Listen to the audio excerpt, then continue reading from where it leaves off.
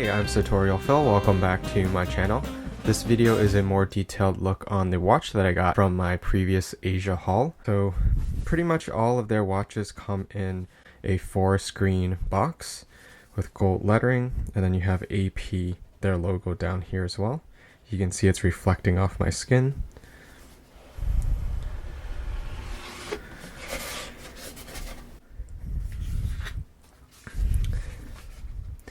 This is the box that it comes with.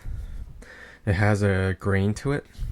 And then this styrofoam is just to protect the box. If you see my haul video, you obviously know which watch it is, and it'll be in the description as well.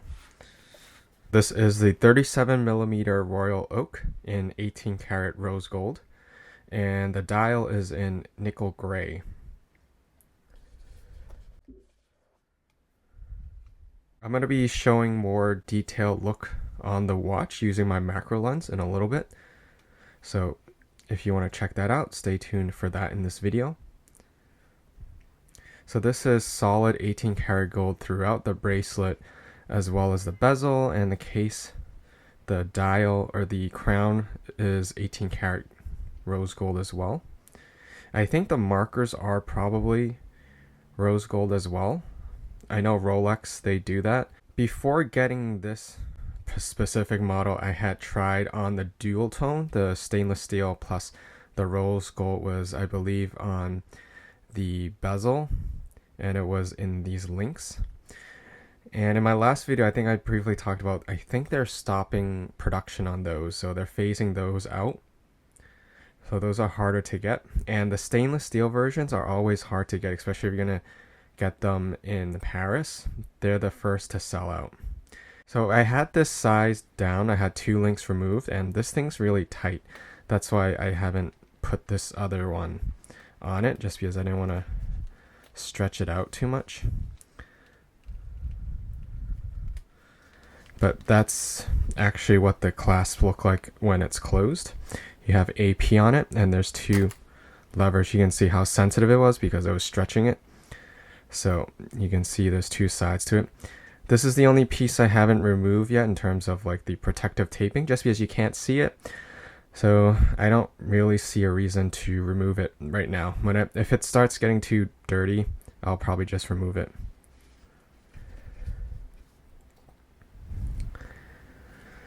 This is pretty simple. It just has the markers, and then it has the date. And that's it. You have the hour, minute, second. Unlike my Rolex, which I realized I never did a detailed video of that one. So if you're interested, let me know in the comments. And I'll also show it a little bit later in this video so you can compare, because the case size is really similar. The Rolex that I have is a 36, whereas this one is a 37mm. And due to the octagonal shape, it does look a little bit larger as well. So even though it's only a 1mm difference, it's much more noticeable just because of the way that the case shape and the bezel shape is made. One of the other signature elements of the Royal Oak is this screw here, which is completely cosmetic because there's no way you can actually turn these screws. The screws are hexagonal, whereas the bezel is octagonal, but you can see since it's not circular, there's no way you can actually turn it. They're really just a cap for the screw that's on the back, so you have to actually unscrew it on the back, and then these would come out. These would kind of fall out. This is a automatic watch. It says it has a 60-hour power reserve, so if it's wound out correctly, you should be able to get 60 hours out of it without having to wind it. I've yet to really test that out. So another thing that's special is on the back, it's a open skeleton, and this is also sapphire crystal. So the crystal here in the front is sapphire as well as here. And when they say sapphire crystal, when they use it in watches, those are created. They're not like gemstones, like the blue sapphires you usually see. These are created in the lab, but it's expensive to create. That's why it's not just as cheap as, say, glass. And then the pendulum is an 18 karat gold as well. And in my last video, I think someone commented that all of the Audemars, the automatic watches, the pendulum are gold. Even if the band is stainless steel, the pendulum is always an 18 karat gold. And I'm having my finger here if you're wondering, because that's where the serial number is, so just figured I'd keep that blocked out. And some of the markings have to do with the gold, so it's AU 750, which stands for gold, or the Latin word for gold, aurum 750, because it's 18 karat gold. And then these over here, which I'm going to see if I can get it with my macro camera. They're the hallmarks for, I think, the gold. It's kind of the gold standard and the jewelry standards. And then you see up here, it says Royal Oak. That's their logo for it. One thing that kind of bothers me is that the dial here, when it's screwed in tight, it doesn't align perfectly. Like you can see the AP is kind of upside down. And I don't know if that's just the case with all these watches or they change over time. It's not perfect on my Rolex either, but it's not upside down like this one is. These are some small details that, I mean, pretty much only the person who wears it would probably be able to tell. Part of the expense with this watch, and actually that's a good segue, this watch retails in the US for $44,100. Just like with jewelry, watches are for the most part price controlled worldwide. I think the only place that has a lower base price is in Switzerland, which is where this watch is made, and pretty much like 90+% of all other luxury watches are made. I was saying with the bracelet, there's a lot of work that goes into making each of the link, because you can see the brushed effect is very controlled, very regular. And then the edges, the chamfered edges, are completely polished, so they reflect light a different way. So as you move your wrist around, it has a very jewel-like or jewelry-like quality to it. So here in the shadow, you can see the grain, if you will, better. You also have the AP here. You can also see the parts that are polished, so it gives it a really nice contrast. You see it on the bezel as well.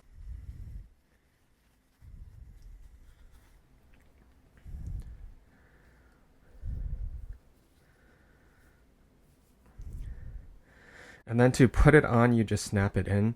For me, just because this is all gold, I try to be a little bit more gentle with it, so I will hold in the buckles while I push it in, so it doesn't actually snap in just due to force.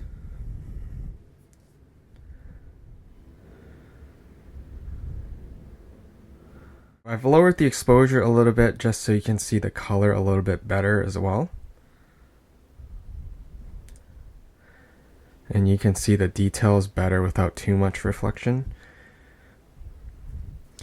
The dial is a nickel gray. It's kind of like a pale gray. Guess I would have originally preferred the white, but actually seeing with the gray, it's a nice change from my white dial on my Rolex. The way that the bracelet is made, it's very eye-catching, even without the frosted gold treatment, because that was originally my dream watch, but they didn't have the exact model, and I missed out in Singapore because I didn't go into the shop which had this exact same size, exact same material, just that it had the frosted gold. Of course, that one would have been, I think it's like 5,000 or 7,000 more expensive, but it's the same exact material and movement.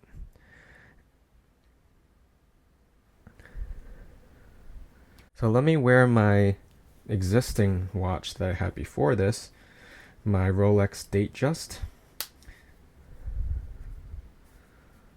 for you to just kind of see side by side in a way.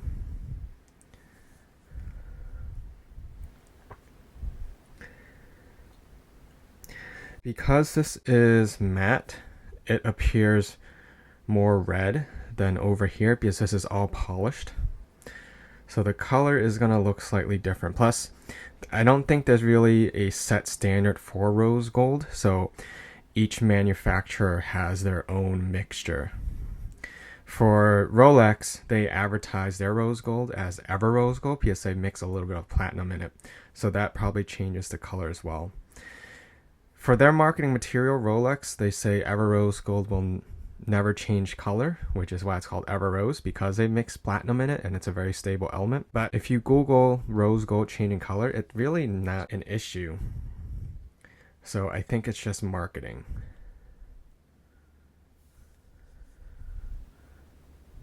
So the bracelet size is almost the exact same, but in my opinion, the Audemars, the overall watch looks larger. I can't put them on both wrists just because the bracelets have been sized, so it's a little hard to show you exactly side by side unless I put this on my hand like that. But like I said, I don't want to scratch it because this is much softer than the stainless steel. But hopefully that will give you a good idea of a comparison between those two. Like I said earlier in this video, if you'd like a more detailed review of this one, I'm happy to do that. You could just comment below because I haven't done one. This one I got, I think, 6 years ago. This is my first true luxury watch.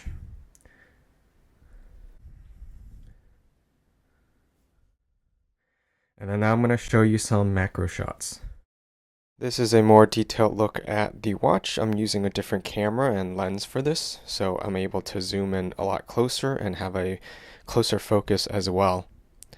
One thing I didn't mention that's also a signature of the Audemars Piguet Royal Oak is the dial design. This is called the Grand Tapisserie, or the big tapestry, grand tapestry pattern.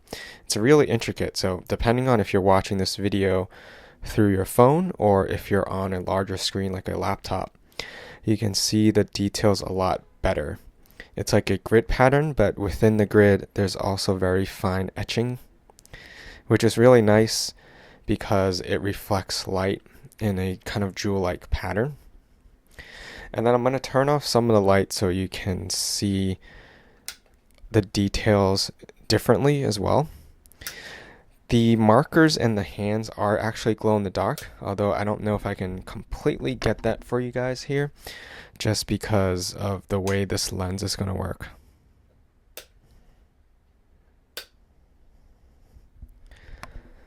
So now I just have my overhead light on, and it doesn't look like I'm going to be able to get the glow in the dark, but you can see maybe a little bit if you look at the 1 o'clock marker. That's more or less where the glow in the dark paint is. So if I just try to close a couple more lights.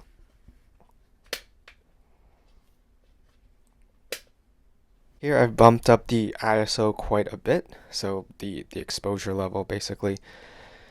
And you can actually see it better here. It has a slight green tint to it, which is what glow in the dark has. It's just the chemical that they use.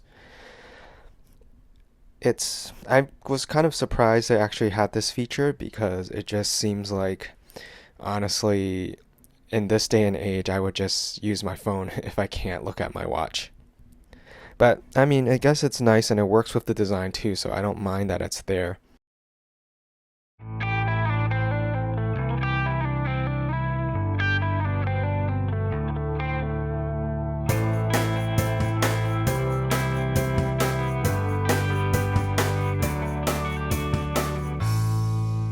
And that's my video. Thank you for watching.